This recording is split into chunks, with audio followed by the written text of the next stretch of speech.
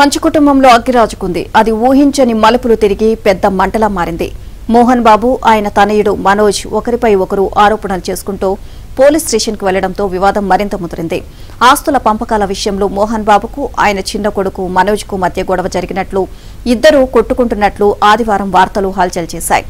ఇదంతా నిజం కాదని, అబద్దపు వార్తలు ప్రచారం చేయొద్దని మోహన్ బాబు ట్విట్టర్లో ప్రకటించిన కొన్ని గంటలకే బంజారాహిల్స్లోని ఓ ప్రైవేట్ ఆసుపత్రిలో మెడికల్ లీగల్ సర్టిఫికేట్ చేయించిన మనోజ్ ఆ మెడికల్ రిపోర్టులతో సహా వెళ్లి పహాడీ షరీఫ్ పోలీసులకు ఫిర్యాదు చేశారు.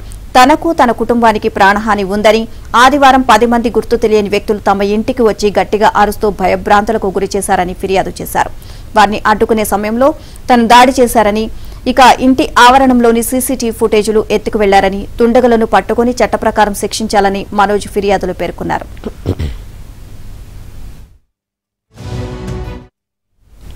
ఇదిలా ఉంటే తన కొడుకు మనోజ్, ఆయన భార్య మౌనిక, వారి అనుచరుల ద్వారా తనకు ప్రాణహాని ఉందని, రక్షణ కల్పించాలని రాచకొండ సిపికి మోహన్ బాబు ఫిర్యాదు చేశారు. సిపికి రాసిన లేఖను మోహన్ బాబు మీడియాకు విడుదల చేశారు. కొంతమంది సంఘ విద్రోహ శక్తులతో కలిసి తన ఇంటిని, ఆస్తులను లాక్కోవాలని చూస్తున్నారని పేర్కొన్నారు. తన కొడుకు మనోజ్, కోడలు మౌనిక ప్లాన్ ప్రకారమే ఇదంతా జరుగుతున్నట్లు నమ్ముతున్నట్లు వెల్లడించారు. తను 78 ఏళ్ల సీనియర్ సిటిజన్ అని, తనకు రక్షణ కల్పించాలని అభ్యర్థిస్తున్నట్లు సిపికి రాసిన లేఖలో మోహన్ బాబు పేర్కొన్నారు. తన తండ్రి, అన్న విష్ణు అనుచరులు తనపై దాడి చేశారని, మనోజ్ పోలీస్ స్టేషన్ కు వెళ్లడం, మనోజ్ దంపతుల వల్లనే తనకు ప్రాణహాని ఉందని మోహన్ బాబు సిపికి లేఖ రాయడం లాంటి ఊహించని మలుపులతో కథ క్లైమాక్స్ కు చేరింది. అసలు మోహన్ బాబు ఇంట్లో ఏం జరుగుతోందని అటు సినీ అభిమానుల్లో, ఇటు ఇండస్ట్రీలో తీవ్ర చర్చ జరుగుతోంది.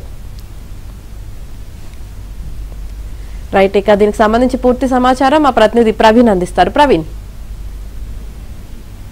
మంచు కుటుంబంలో వివాదాలకు సంబంధించి ఇప్పటికే ఊహించని మలుపు తిరిగిందని చెప్పాలి. స్వయంగా మంచు మనోజ్ పోలీస్ స్టేషన్ కు వెళ్లి కంప్లైంట్ చేయడంతో ప్రస్తుతం పోలీసులు కూడా కేసు నమోదు చేసి ఇన్వెస్టిగేషన్ కూడా కొనసాగిస్తున్నటువంటి పరిస్థితి కనపడుతుంది. జల్పల్లిలోని మోహన్ బాబు నివాసంలో పెద్ద ఎత్తున వారి దగ్గర పనిచేసేటువంటి సిబ్బంది తమను బెదిరింపులకు దిగుతున్నారని, తనకు సెక్యూరిటీ అవసరము, తనకు ప్రాణహాని ఉందనేటువంటి అంశాన్ని కూడా పోలీస్ స్టేషన్ లో తన ఫిర్యాదులు కూడా స్పష్టంగా పేర్కోవడం జరిగింది. మరోవైపు మోహన్ బాబు కూడా మంచు మనోజ్, మరోవైపు భార్య మౌనికపై కూడా రాచకొండ సిపికి మోహన్ బాబు ఫిర్యాదు చేశాడు. ఎందుకంటే తను 75 సంవత్సరాల సీనియర్ సిటిజన్ అని, తన ఇంటికి వచ్చి తన సిబ్బందిని బెదిరింపులకు దిగడమే కాకుండా వారి నుంచి తనకు ప్రాణహాని ఉంది కాబట్టి భద్రత కల్పించాలంటూ కూడా అందులో స్పష్టంగా పేర్కోవడం జరిగింది. అయితే ఇంట్లోకి ప్రవేశించిన తర్వాత ఎవరైనా ఇంట్లోకి రావాలంటే తమ అనుమతి తీసుకోవాలంటూ కూడా తమ సిబ్బందిని కూడా బెదిరింపులకు దిగారనేటువంటి అంశాన్ని కూడా మోహన్ బాబు స్పష్టంగా చెప్తున్నాడు. కానీ ఇదంతా కూడా ఆస్తులకు సంబంధించినటువంటి గొడవల నేపథ్యంలోనే వీరిపై ఈ గొడవలు స్టార్ట్ అయ్యాయనేటువంటి అంశాన్ని ప్రస్తుతం అయితే సోషల్ మీడియా వేదికగా పెద్ద ఎత్తున చర్చ జరుగుతున్నటువంటి నేపథ్యంలో కొద్ది నిమిషాల క్రితమే మోహన్ బాబు ఫిర్యాదు పైన కూడా మంచు మనోజ్ స్పందించడం జరిగింది. తనతో పాటు భార్య మౌనిక పైన అసత్య ఆరోపణలు చేస్తున్నారని మరోసారి తన ట్విట్టర్ లో పెట్టాడు. కుటుంబ వ్యవహారాల్లో తనకు రక్షణగా నిలబడాలని ఇరు రాష్ట్ర ముఖ్యమంత్రులను కూడా మంచు మనోజ్ కోరినటువంటి పరిస్థితి ఉంది. కుటుంబ ఆస్తుల కోసం నేను ఎప్పుడు ఆశపడలేదు, కుటుంబ గౌరవాన్ని కాపాడేందుకు ప్రతిసారి ప్రయత్నం చేశాను. కానీ ఈ వివాదాల్లో తన కూతురుని తీసుకురావడం చాలా బాధాకరమైనటువంటి అంశాన్ని కూడా తాను ట్వీట్ చేయడం, తర్వాత 2 రాష్ట్ర ప్రభుత్వాలు కూడా లేఖ రాసినటువంటి పరిస్థితి కనపడుతుంది. గత కొన్నాళ్ళుగా ఇంటి నుంచి మా కుటుంబానికి దూరంగా ఉంటున్నాను. నా ముందే నా కుటుంబ సభ్యుల్ని ఉద్యోగులు తీవ్రంగా కొట్టారు.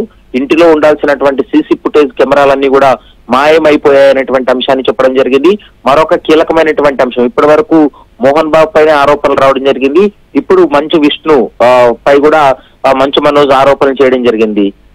విష్ణు దుబాయ్ కి ఎందుకు వెళ్ళాడో అందరికీ తెలుసు. విష్ణు అనుచరులే సీసీ ఫుటేజ్ మొత్తాన్ని కూడా మాయం చేయడం, ఇంటిలో ఉన్నటువంటి సీసీ కెమెరాలన్నింటినీ విజయరెడ్డి, కిరణ్ రెడ్డి తీసుకుని వెళ్లిపోయారనేటువంటి అంశాన్ని కూడా స్పష్టంగా అందులో రాశారు. నేను ఆస్తుల కోసం ఎప్పుడు ప్రాకలాడలేదనేటువంటి అంశాన్ని కూడా అందులో పేర్కొన్నారు. కాబట్టి ఇరు ఫిర్యాదులకు సంబంధించి పోలీసులు ఎలాంటి నిర్ణయం తీసుకోబోతున్నారని మాత్రం చూడాలి. కేవలం విద్యా సంస్థల్లో జరుగుతున్నటువంటి అక్రమాలు పైన నిలదీయడంతో ఈ గొడవలు జరిగినట్లు ప్రస్తుతం మంచు మనోజ్ అయితే చెప్తున్నారు. Yamini, right, thank you Praveen.